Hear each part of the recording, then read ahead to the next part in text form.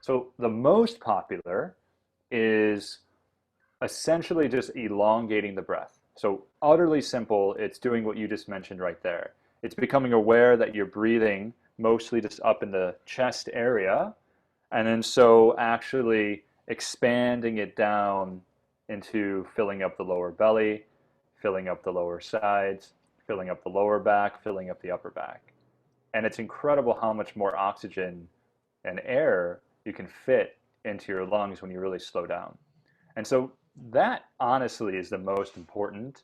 And when I used to teach working with students, that was crucial, mainly because slowing down the breath, as you brought up in relation to anxiety, it Hmm. taps into the parasympathetic nervous system and it gets you to calm down. So the fight or flight aspect of being human, when you slow your breath down, it gets you to feel more relaxed. Now, anyone who's listening who's ever taken a yoga class has probably heard their yoga teacher say that. It's the most popular.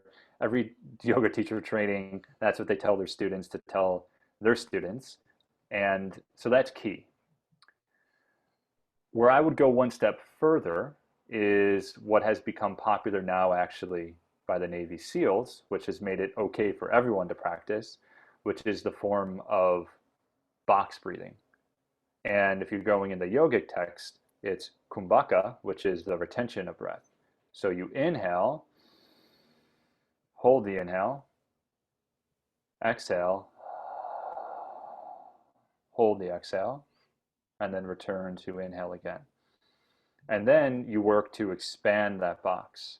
So what's most popular, and now I actually did get the chance to talk with Navy SEALs who have actually used this, and they have shared with me that when they're sitting there in the helicopter quietly to go into their mission, this is a practice that they do because it completely gets you into the present. Yes, it calms you down, but it also gets you to clear any of the mental clutter. Now, anyone who has a meditation practice knows about the monkey mind. It's the thing that happens when you start meditating and you go, where do all these thoughts come from? I'm trying to stop them, but they just keep coming in. And it's this crazy, amazing dissociative feeling where you're like, what is the mind? And you become Hmm. aware of the monkey mind. So these Navy SEALs, they do the box breathing and it clears away any of the mental clutter.